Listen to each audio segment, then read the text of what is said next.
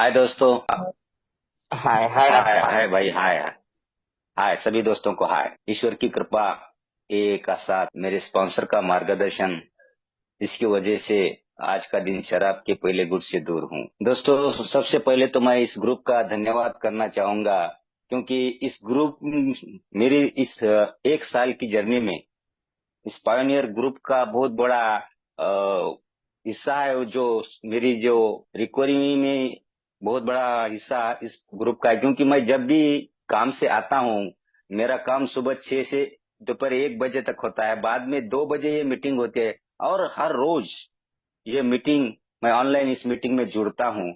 तो कहीं ना कहीं इस ग्रुप का भी मेरे इस रिकवरी में बहुत बड़ा हिस्सा है, ऐसा मैं मानता हूँ। और इस ग्रुप ने मुझे आज यहाँ पे बोलने का मौका दिया है। अनंता भाई, संदीप भाई, सुगत भाई, इन सब लोगों का भी मैं धन्यवाद करता हूँ, क्योंकि मैं एक साल से इस ग्रुप से जुड़ा हूँ। और ये सेवा करते हैं, और इस सेवा के लिए इनका मैं बहुत बड़ा आभारी हूँ, धन्यवाद भी देता हूँ। तो दोस्तों, आज जो दो नए भाई यहाँ पे जुड़े हैं, गौतम भाई और महेश भाई, उनका भी बहुत बहुत यहाँ पर मैं स्वागत करता हूँ। और उनसे यही कहूंगा कि भाई, मैं तो नया हूँ, एक साल हुआ है, मगर सब जो सीनियर है वो भी कहते हैं कि भाई आते रहो, आते रहो। और आते रहने से उनका वो कहते हैं कि अच्छा हुआ है, मेरा भी हुआ है, हो रहा है, मगर धीरे धीरे होता है। अचानक एकदम सब कुछ अच्छा नहीं हो सकता। जो अब बुरा भी अचानक नहीं हुआ है, और अच्छा भी अच्छा होगा, मगर हो जाएगा। उन भाइयों का स्वागत करता हूँ, और अब और आगे चलता हूँ। दोस्तों, मेरा जो शराबियत का जीवन है, लगभग 20 साल का है। 20 साल से मैं शराब पी रहा था। और पहली बार मैंने जब शराब पी जीवन में, वो एक दवा के रूप में पी थी। नहीं, इसे क्या कहते हैं। तो दोस्तों, 20 साल का शराबी जीवन रहा है मेरा। तो पहली बार जब मेरे हाथ में शराब आई है, वो एक दवा दवा के रूप में आई है। तो मैं जब उस वक्त 14 साल का था, उस समय मुझे खांसी हुई थी। मेरे मामा जी भी एक अल्कोहलिक थे, वो खुद शराब बनाते थे। मैंने एक बार उनको शराब पीते देखा। तब मैंने अपने मामी से पूछा, मामी ये मामा क्या कर रहे हैं, ये क्या पी रहे हैं। तब मामी ने मुझे बताया कि ये खांसी की दवा पी रहे हैं। तब मैंने अपने मामी से कहा कि मुझे भी खांसी हुई है, मुझे भी दवा दे दो। तब मामी ने मुझे 10 ml वो दवा दे दी। उस तरह मेरे जीवन में पहली बार वो गाँवटी जो होती है ना, वो मवा की, वो शराब मैंने पी ली थी, 10 ml, 14 साल की उम्र में। तब मैं जब शराब पीने लगा, तो शुरुआत में तो मैं शराब पीने वालों से नफरत कर रहा था। कोई दोस्त शराब पीता था या मुझे पीने को कहता था, तब मैं उन्हें समझाता था कि भाई, शराब बहुत ही हानिकारक चीज है। तब मुझे यह पता नहीं था कि आने वाले समय में मैं इसका गुलाम बनने वाला हूँ। और उसने मुझे गुलाम बना ही डाला, और मेरे जीवन को अस्त व्यस्त कर दिया। मेरे जीवन में शराब दूसरी बार 1996 में आई, जब मैं मेरे एक दोस्त के शादी में गया था। वहां पर एक दोस्त ने डिमांड रखी कि एक बोतल शराब पी लेगा तो मैं सभी दोस्तों को शराब पिलाऊंगा।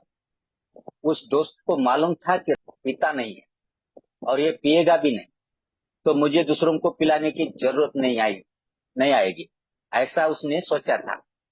मगर दूसरे जो दोस्त है, उन्होंने उन्होंने उनको लगता था अगर शराब पीता है तो हमें भी शराब पीने को मिलेगी।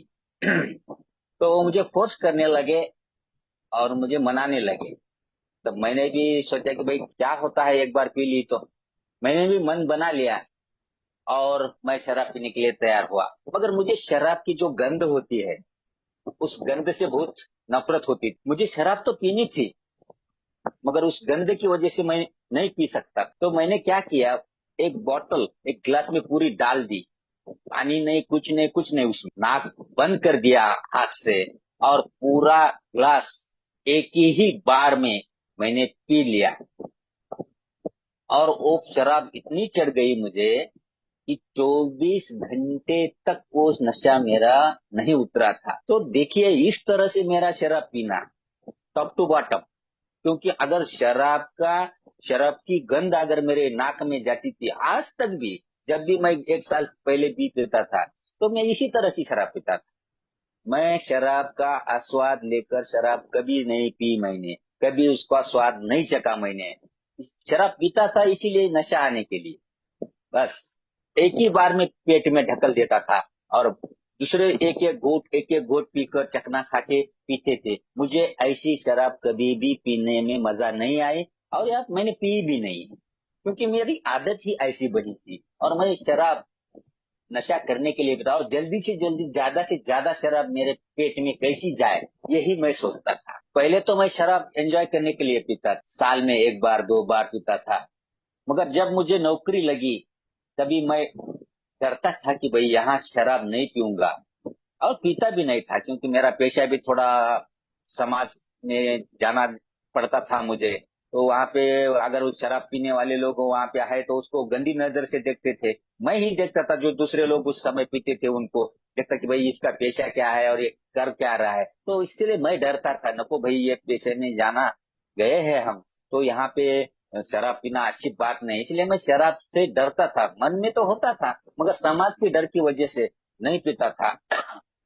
कभी कभार गांव के बाहर दूसरे जिले में या दूसरे तालुके में जब मैं जाता था, तब वहाँ कोई नहीं है आजू बाजू पहचान वाला, तो वहां पे किसी बार में जाकर मैं पीता था, क्योंकि कोई मुझे पहचान न सके। और मुंह ढक के जाता था बार में, दूसरे गांव में गया तो भी मुंह ढक के जाता था, इतना मैं डरता था।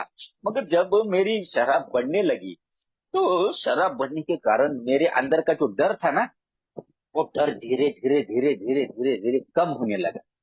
और डर कम होने के कारण मैं अब किसी को डरने नहीं लगा। कहाँ भी चलो, कौन से भी बार में चलो, बिंदास जाता था, वहां पे पीता था। और मेरा जो एक साथ के कर्मचारियों के, जो मेरे साथ काम करते थे, उनके साथ मैं कभी दारू नहीं पीता था। मगर एक बार एक ने मुझे पकड़ लिया, और उसने मुझे देखा कि भाई आप दारू पी रहे हो, वो भी पीता था, चलो बोले पियेंगे हम। तो उसके साथ उसको मालूम हुआ था, मैंने सोचा कि भाई इसको तो मालूम हुआ, इससे क्या छुपाना अब। तो हम दोनों डेली कभी कभार पीते पीने लगे। जब मैं जिस गांव तालुका लेवल के गांव पे आया, तो यहाँ पे भी मुझे कौन पूछने वाला है। गांव में तो भी सब पहचान के थे, इसलिए वहां पे डर के रहना पड़ता था। मगर जब मैं तालुका लेवल इस गांव में रहने को आया बच्चों के पढ़ाई के लिए, तो देखिए, जिस काम के लिए मैं यहाँ पे आया था कि भाई मेरे जो बच्चे हैं उनको अच्छी शिक्षा मिले, इसीलिए मैं वो गांव छोड़कर 30-40 किलोमीटर दूर यहाँ पे रूम पे किराए पे रूम कर कर और यहाँ पे रह रहा था। जो उद्देश्य था मेरा कि मेरे बच्चों को शिक्षा मिले, वो उद्देश्य को लेकर मैं आया था, मगर वो उद्देश्य मैंने कभी पूरा ही नहीं किया। जब मैं यहाँ आया 2015 में, तो मेरी शराब धीरे धीरे धीरे धीरे बढ़ रही थी। और बढ़ने के कारण मैं अपने घर की तरफ, मेरा दुर्लक्ष्य हो गया। मेरे बेटियां है, 2 बेटियां हैं मुझे, तो उनकी तरफ वो क्या कर रहे हैं, स्कूल जा रहे हैं या नहीं, उनको क्या चाहिए, ये कुछ ध्यान में नहीं रहता था। और जो उद्देश्य लेकर आया था, वो तो ईश्वर ने, पत्नी होती थी, उसने देखा, चलता रहा। मगर मेरा जो कहना है कि मेरे पीने के वजह से मेरा जो परिवार था, उस परिवार का मैंने क्या हाल किया। लोग परिवार, माय लाइफ में माय परिवार ऐसा कहते हैं, मगर माय लाइफ माय दारू माय वाइन, ऐसा मैं कहता था। सबसे प्रिय मुझे मेरी शराब थी। ना माँ थी, ना बाप थी, ना बीबी थी, ना बचिया थी, सब बाजू में, और एक तरफ दारू। ऐसा मैं जी रहा। तो दारू बढ़ते बढ़ते इतनी बढ़ गई कि रात को पीने वाला, देखिए, जब आदमी इस जंजाल में फंस जाता है दारू के। पहले मुझे मालूम नहीं था कि भाई मैं जिस गांव में रहता हूँ, तो वहां पे सुबह 6 बजे बार खुलता है। ये मुझे मालूम नहीं था, 2021 तक मुझे मालूम नहीं था कि सुबह 6 बजे भी बार यहाँ पे खुलता है।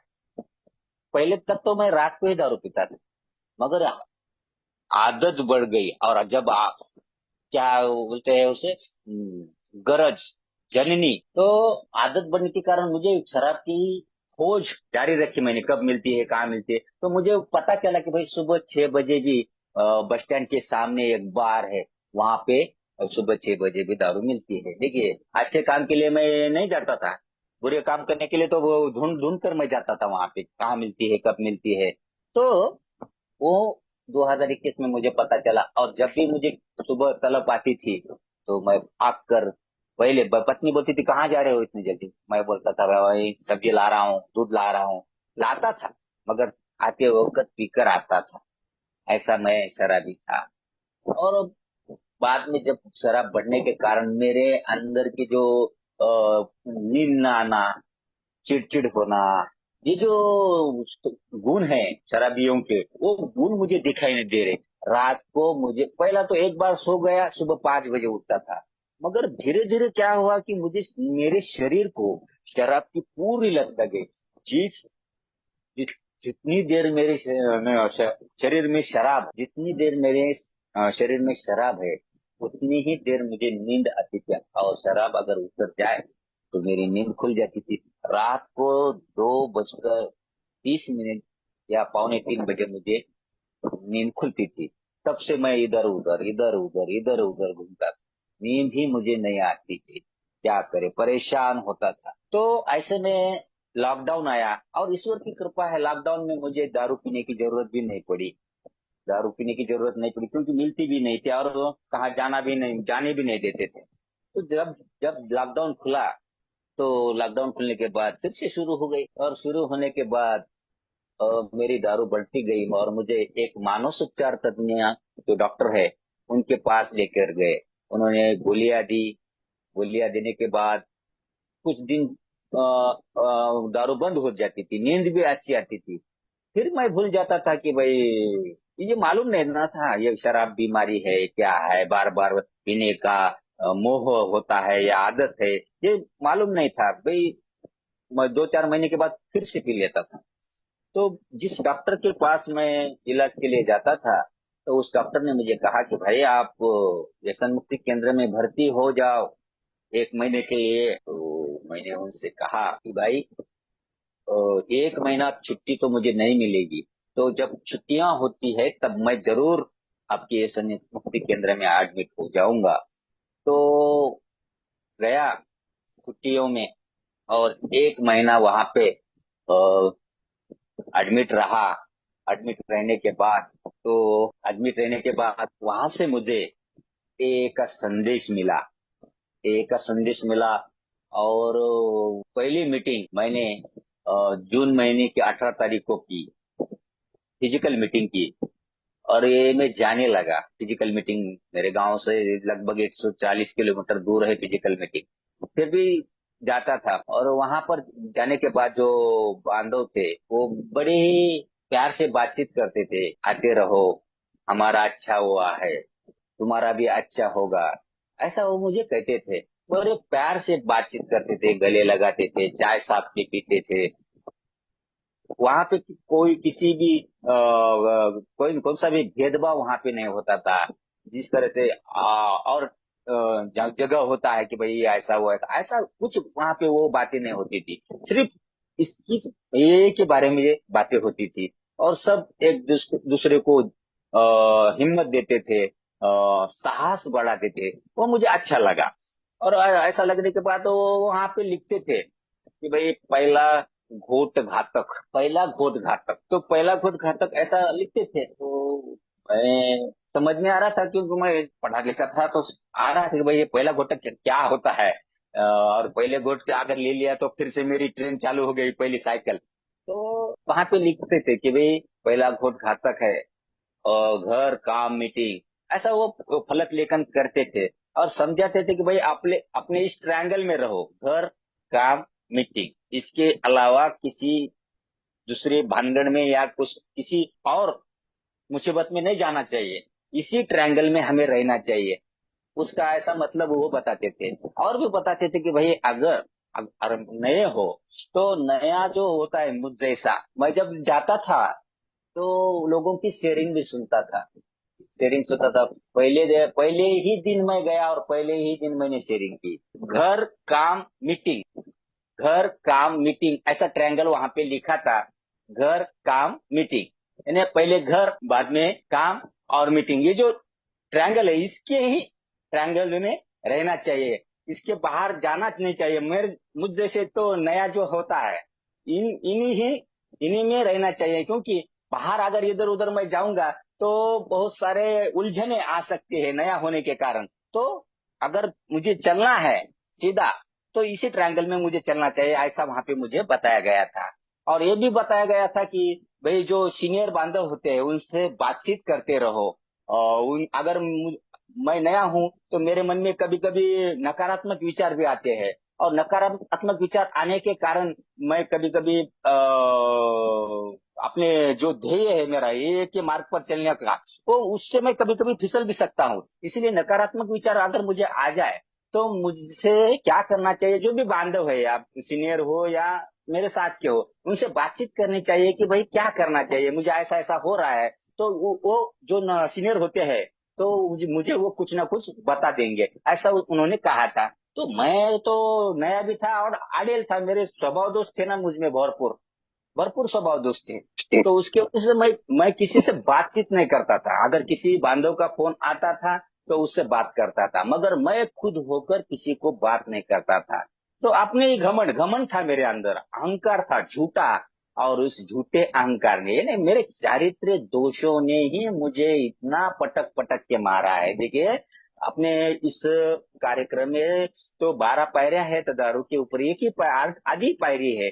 बाकी पायरियां तो सब मेरे ऊपर ही है, मेरे चरित्र दोषों के ऊपर ही है। क्योंकि ये चरित्र दोषों के कारण ही मैं यहाँ तक आया हूँ।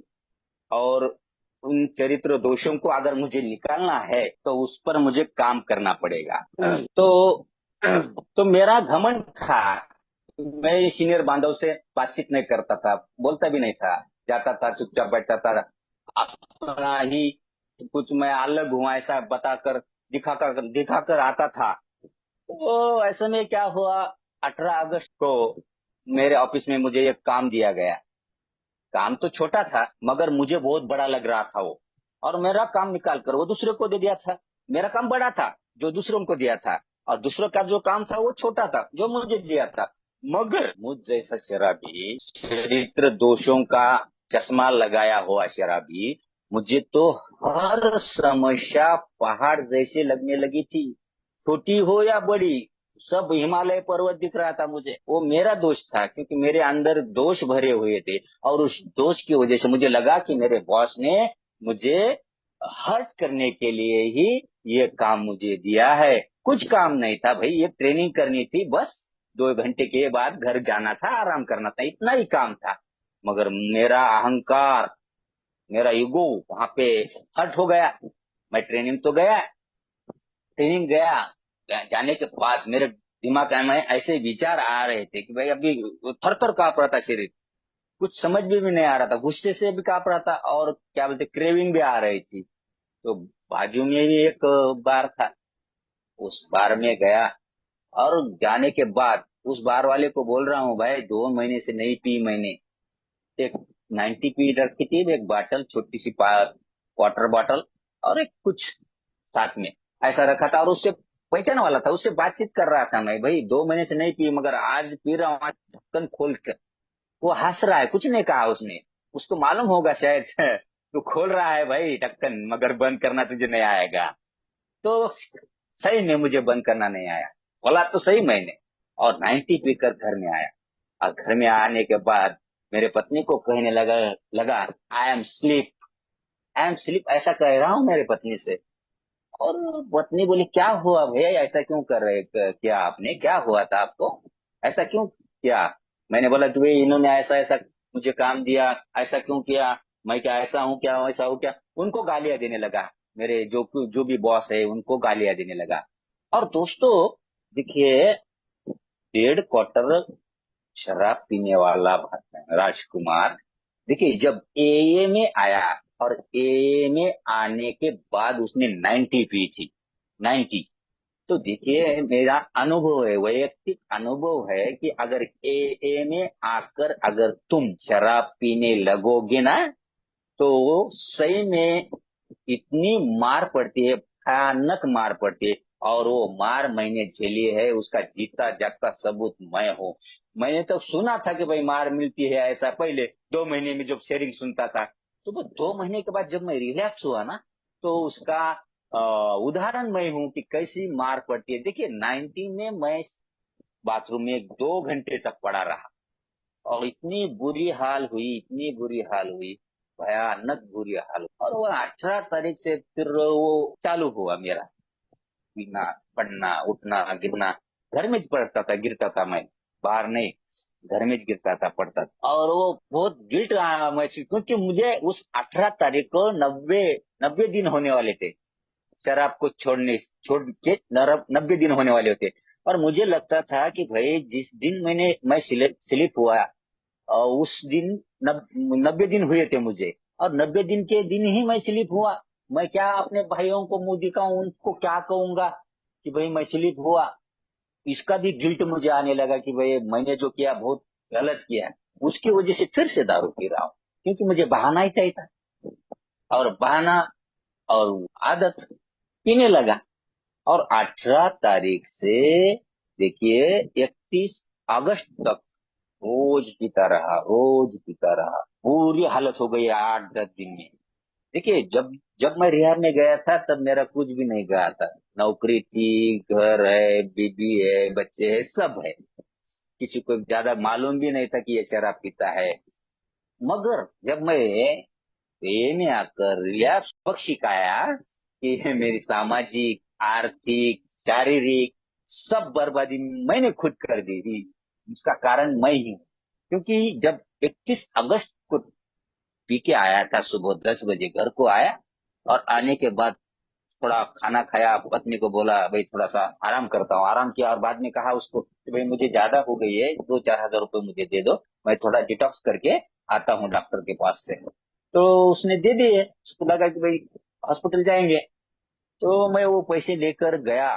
और जाने के बाद एक कृषि केंद्र के पास गया, कृषि केंद्र के दुकान पर जहाँ कीटनाशक होता है, वहां गया और उसको कहा कि भाई सोयाबीन पर बहुत ही कीटक का प्रादुर्भाव हुआ है, तो उसके लिए फवारनी करनी है मुझे, तो कीटनाशक दे दीजिएगा। तो वो बोल रहा है कौन सी दे?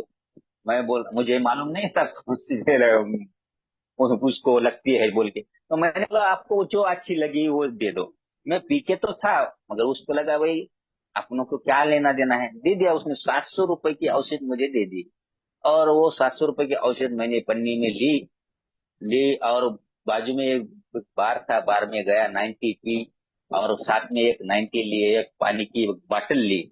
और वो सब साहित्य लेकर जंगल में चला गया, जंगल में चला गया। और उस दिन मैंने सोचा था कि भाई भाई राजकुमार, तू अब नहीं सुधरेगा, और तेरी बदनामी भी अब ज्यादा हो रही है। अगर तेरी बदनामी इसी तरह ज्यादा रही तो तेरे घर वाले भी आत्महत्या करके मर जाएंगे। इसलिए तू ही मर जा, तू ही मरा तो वो अच्छा हो जाएगा, बाकी के तो सब सुकून से रह जाएंगे, 4 दिन दुख मनाएंगे, रोएंगे। मगर तुझ जैसा आदमी क्या दे रहा है उनको? ना जीने दे रहा है, ना मरने दे रहा है, तू भी खुद नहीं जी रहा है, और दूसरों को भी नहीं जीने दे रहा है। तो ऐसा कर, तू ही मर जा, ठान लिया मैं। और ऐसी जगह गया जंगल में कि वहां जहाँ कोई आता जाता नहीं, वहां गया। और जाने के बाद वो 90 महीने मेरे साथ लाई थी।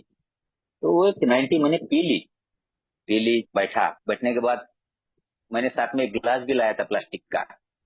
उस प्लास्टिक के गिलास में मैंने वो पूरा उसे डाल दिया, 2 3 गिलास वो पी लिए मैंने, पी लिए। देखिए मैं, मुझ जैसे शराबी को, देखिए हर बात जल्दी चाहिए, अब भी चाहिए, अब भी चाहिए।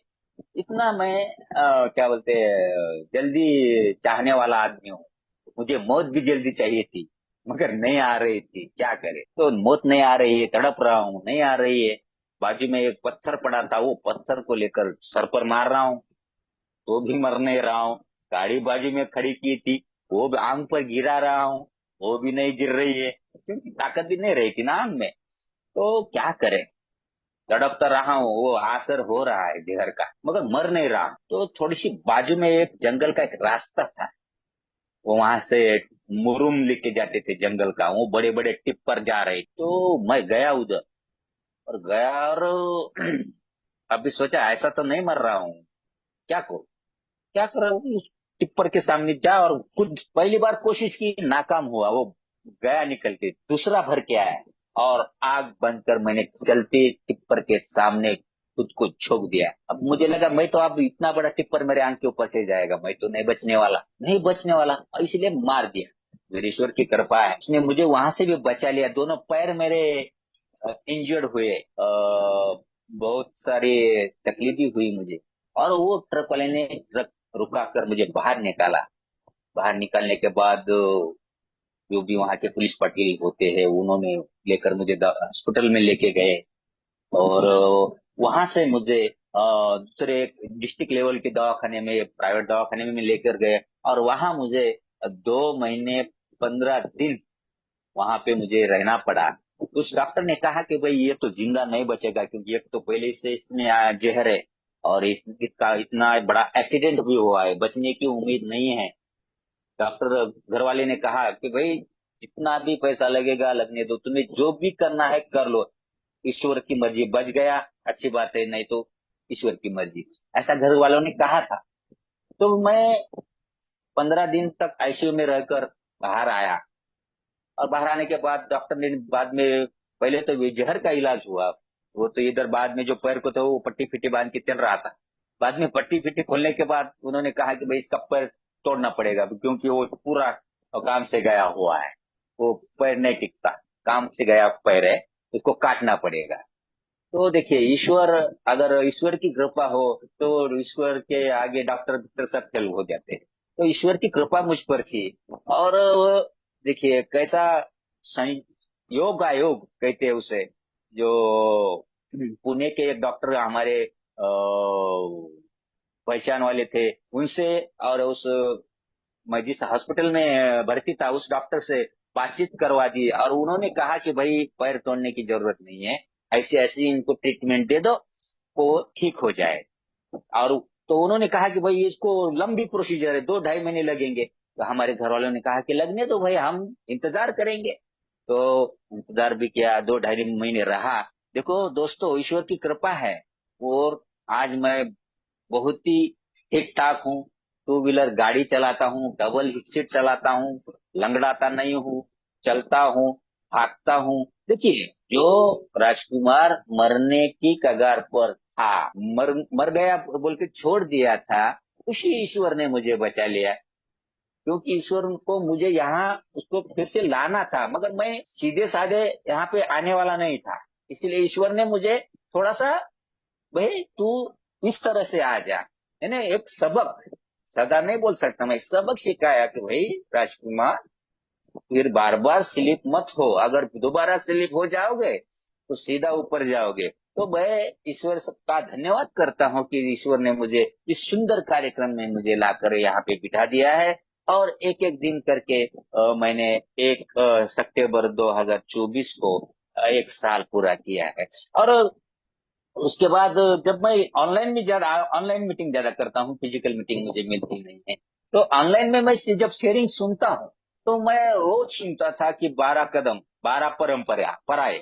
तो वो 12 कदम 12 परंपराएं, ये जो मैं सुनता था, जो मैं इधर फिजिकल मीटिंग में जाता था, जिस जगह भी जाता था उसका नाम नहीं बताऊंगा मैं, तो वहां पे कहा जाता था कि भाई 12 कदम जो है वो मीटिंग सुनते सुनते ही हो जाते हैं, ऐसा वहां पे कहा जाता था। मुझे तो उसके बारे में कुछ ज्यादा मालूम नहीं था, मुझे लगता था कि भाई 12 कदम मीटिंग सुनते सुनते हो जाते हैं, तो बस करने की क्या जरूरत है। तो भाई यहाँ ऑनलाइन सुनने के बाद मुझे पता चला कि भाई 12 कदम करने से मेरे अंदर कौन कौन से चरित्र दोष है, ये मुझे पता चलेंगे। और इसलिए मैं ईश्वर से प्रार्थना करने लगा, भाई ऑनलाइन हूं अभी तो, फिजिकल में तो नहीं जाता, स्पॉन्सर की किससे बनाऊं, किससे कहूं कि भाई तुम मेरे स्पॉन्सर बनो। और स्पॉन्सर कैसा चूज किया जाता है, स्पॉन्सर की निवड़, यानी किस तरह से स्पॉन्सर चुना जाता है, ये भी मुझे मालूम नहीं था।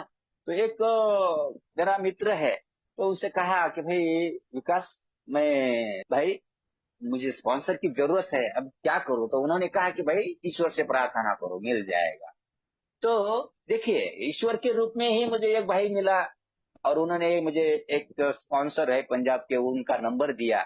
बहुत ही अच्छी तरह से उन्होंने मेरा 12 कदमों का कार्यक्रम मुझसे करवा लिया है और उनका मैं शुक्रगुजार हूँ कि उन्होंने मेरे अंदर जो छुपे हुए दोष थे, चरित्र दोष, जिनकी वजह से मैं बार बार उधर ही जा रहा था, बार बार अपने जीवन का मैं सत्यानाश कर रहा था, क्योंकि उस दोषों की वजह से मैं बिगड़ रहा था। मैं आदमी हूँ, अच्छा था, मगर मेरे अंदर जो कैरेक्टर डिफेक्ट छिपे हुए थे, वो डिफेक्ट आज मुझे दिखने लगे हैं। और मैं मेरा 12 कार्यक्रम का ये जो 12 का जो कार्यक्रम है वो पूरा हो गया है और आज मैं स्पॉन्सर के साथ रोज 10वां कदम लेता हूँ। और जब मैं मेरा रोज 10वां कदम लेता हूँ तो मुझे महसूस होता है कि आज मैंने कौन सी गलती की है, आज मैं कहाँ गलत था, आज मैंने किसका मन दुखाया, आज मैंने किसको चोट पहुंचाई, आज मैं क्यों नाराज था, नाराज था इसमें मेरी गलती थी या सामने वाले की गलती थी। तो मैं कहाँ गलत हूँ, मुझे किस तरह से चलना चाहिए, मुझे कहाँ सुधरना चाहिए, इसका इसकी जानकारी मुझे इस 12 कदमों के आचरण से मुझे मिल रही है। धन्यवाद कहता हूँ ए का, धन्यवाद कहता हूँ मेरे स्पॉन्सर का, धन्यवाद कहता हूँ इस पायोनियर ग्रुप का, और धन्यवाद कहता हूँ अनंता भाई का, जो इन्होंने मुझे यहाँ बोलने का और अपनी शेयरिंग करने का मौका दिया। धन्यवाद अनंता भाई, धन्यवाद फिर से सभी का धन्यवाद। और जो भी नया भाई आए हैं उनको यही कहूंगा, भाई आते रहो, आते रहो, आपका भी अच्छा होगा, हमारा हुआ है आपका भी अच्छा होगा। धन्यवाद, थैंक यू अनंता भाई।